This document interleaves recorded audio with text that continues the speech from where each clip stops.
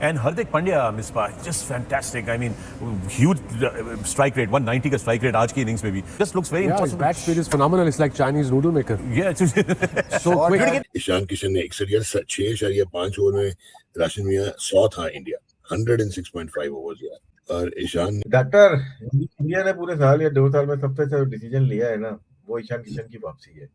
तो उसमें एक प्लेयर आया सामने, ईशान किशन, जिसने 254 की स्ट्राइक रेट से 5 छक्के 6 चौके. क्या आउटस्टैंडिंग प्लेयर यार. बासित भाई, ईशान किशन आपको पता है मुझे तो हमेशा से बहुत पसंद था. अभी नहीं बताया, पहला wicket keeper batter for India in T20 world cup to score a 50 and that too on just 20 balls. Overall 24 बॉलों पे 61 किए, 254 का स्ट्राइक रेट है. दैट इज सरप्राइज नहीं है नजीब? मेरे लिए बहुत सरप्राइजिंग है. जैसे मुल्क में इतनी बड़ी क्रिकेट की टीम और इतने प्लेयर. ईशान किशन, मुझे लग रहा है आप मेरे नोट्स यहाँ से पढ़ सक रहे हैं. मैंने लफ्सी उनके लिए एटीट्यूड का रखा है कि ईशान किशन ऐसे प्लेयर हैं जो मुझे बहुत रिजेंबलेंस लगती है विराट कोहली से.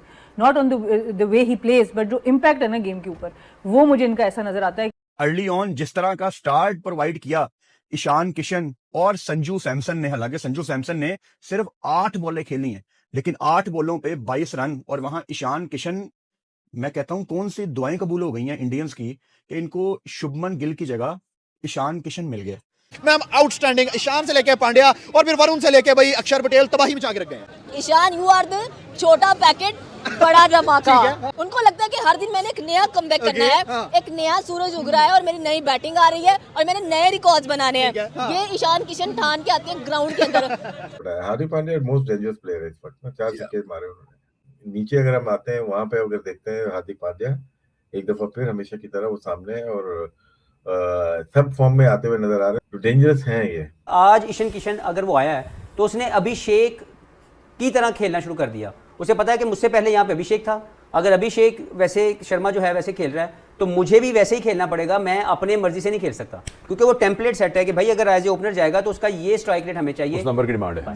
पहले तो मेरी दुआ है, मैंने देखो भाई, चाहे पाकिस्तानी हो चाहे इंडिया में, बुरा नहीं मानना, मेरी दुआ है बारिश हो जाए, 1-1 पॉइंट मिल जाए. तो कोशिश करो पांड्या को आते साथ आउट कर दो, क्योंकि अगर वो आराम से मिडल कर गया 5-6 बॉलें, फिर भाई साहब पांड्या अपनी मर्जी से आउट होता है, फिर आप उसको आउट नहीं कर सकते. इंडिया और नमीबिया के बीच खेला गया 93 रन से इंडिया ने जीता, 2 पॉइंट्स हासिल किए. इंडिया ने बैटिंग की या उनसे कहा गया बैटिंग करने को पहले. आज अभिषेक शर्मा नहीं थे, उनकी जगह सैमसन आए. उन्होंने 8 गेंदों पर 22 किए, एक जबरदस्त स्टार्ट दिया. ईशान किशन टीम में जब आते हैं तो ऑफकोर्स आपको एक अलग इंपैक्ट नजर आता है. 61 बनाए 24 गेंदों पे और उनकी वापसी बड़ी स्ट्रांग हुई है. 5 चौके 5 छक्के इन्होंने आज लगाए. और ये नोटिस किया जाता है कि जब इनके नए लड़के या कोई भी आता है टीम में, वो कोशिश करता है कि वो ऐसा इंपैक्ट डाले कि बेशक अगले मैच में 11 में उसको ना लिया जाए, लेकिन back of the mind captain सोचे कि मेरे पास ये एक प्लेयर पड़ा हुआ है. इनकी बैटिंग बड़ी उम्दा थी आज. आपने जब देखी हो उमर, जो बॉलर्स की आप बात करते हैं कि नए बॉल के साथ कुछ ना कुछ मिल सकता है, नए बॉलर्स को उन्होंने टोटली न्यूट्रलाइज कर दिया.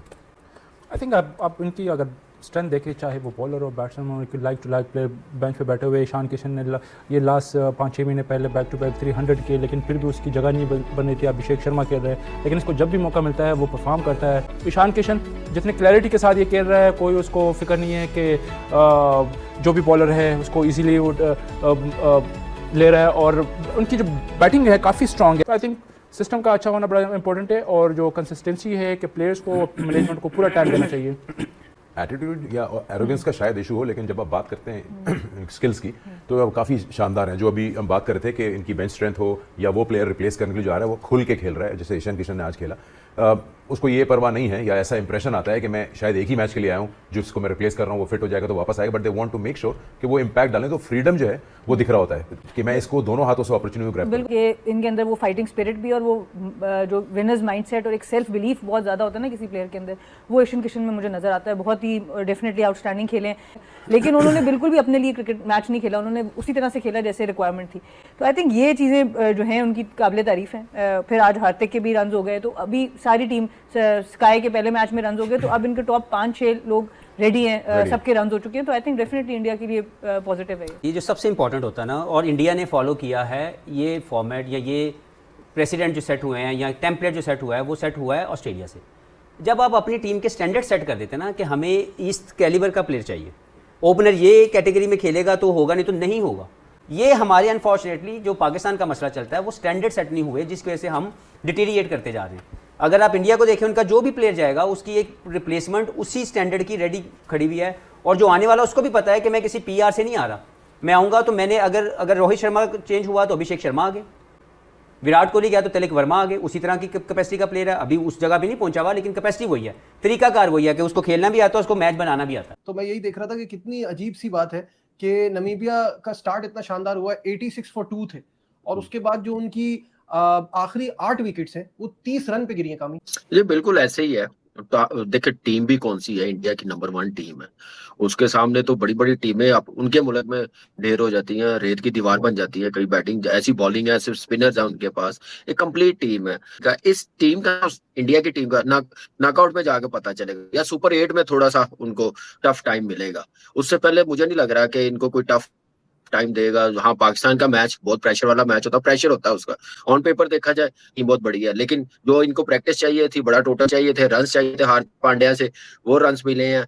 ईशान किशन को इस परफॉर्मेंस में बहुत बहुत कॉन्फिडेंस मिला होगा, और इससे भी मजेदार जो पांड्या का रोल है ना, 28 बॉलों पे 52 185 का स्ट्राइक रेट, वो भी एक टॉप पे और नीचे आके फिनिश, दोनों चीजें इनकी कमाल की जा रही है। नजीब, जिस तरह का स्टार्ट मिला था ना, 7 ओवर में 104 रन थे, तो satisfying for the Indian fans कि अभिषेक शर्मा के बगैर भी 209 करते हैं ये। और पावर प्ले कितने का खत्म हुआ 6 ओवरों में, 86 फॉर 1। अब मुझे एक बात बताएं कि यहाँ से अंदाजा लगा ले, उनको फिक्र नहीं पड़ती, वो ऐसे चैंपियन नहीं बने। उन जो ग्रेट प्लेयर भी गए, उसके बाद उन्होंने अपनी टीम को संभाला। और बगैर अभिषेक शर्मा मुझे तो ऐसा लग रहा था कि आज ही हाईएस्ट स्कोर है, और आज ही ऐसा हाईएस्ट स्कोर बन जाएगा T20 वर्ल्ड कप का, जैसी पिच थी दिल्ली की। टू हार्दिक, नो, आज ही ये बात हो रही थी। मुझे नहीं लगता कि पाकिस्तान के पास हार्दिक पांड्या का, बल्कि दुनिया में किसी के पास ऐसे ऑलराउंडर कोई जवाब है। बासित भाई 100%। और जिस तरह की वो बल्लेबाजी कर जाता है ना 5 नंबर पे आके, वो बहुत, कभी आप देखो 7 नंबर पे आता है, कभी बॉलिंग नहीं करता, एक्सपेरिमेंट करे गौतम ने ना। तो जिस एटीट्यूड के साथ खेलता है ना, मुझे नहीं लगता कि उसको किसी चीज से भी, जैसे जब वो बैटिंग करने जाता है तो उसको किसी चीज का डर होता है या हारने का खौफ होता है। होता भी होगा तो बहुत अच्छी तरह कवर करता है। अब हम बताएं ना, हम क्या फहीम अशरफ को पांड्या से मिला सकते हैं? नहीं। हालांकि फहीम ने बड़ा अच्छा मैच जितवाया एक पहला वाला नीदरलैंड से। हम क्या नवाज को इनके और ऑलराउंडर से मिला सकते हैं? अक्षर पटेल से नहीं मिला सकते। क्या शदाब इस तरह की बॉलिंग कर रहा है जिस तरह वरुण कर रहा है? नहीं कर रहा। इंडिया ने बड़ी आसानी से नमीबिया को हरा दिया है, इतना डोमिनेट करके। जब आप पाकिस्तान के अगेंस्ट मैदान में उतरेंगे तो मोराल हाई होगा। और यहां पे आप बीसीसीआई को क्रेडिट दें, जिन्होंने बिल्कुल टूर्नामेंट से पहले इतनी ब्रेव कॉल ली है। दुनिया का कोई भी क्रिकेट बोर्ड होता, वो कभी भी इतनी बड़ी कॉल नहीं ले सकता था। शुभमन गिल, जिसको आपका सिस्टम रेडी कर रहा है, उसको बाहर करके ईशान किशन को डालना। और ईशान किशन तो यानी उनके ऊपर ऐसे लगता है किसी चीज का प्रेशर ही नहीं है। और 1 ऑफ नॉक नहीं, आपने घर की सीरीज में भी देखा न्यूजीलैंड के अगेंस्ट, और उसके बाद अब भी आप देख रहे हैं कि ईशान किशन ऊपर से एक ऐसा स्टार्ट दे देता है इंडियन टीम को कि आप वहीं पे ऑपोजिशन हाथ पे हाथ रख के बैठ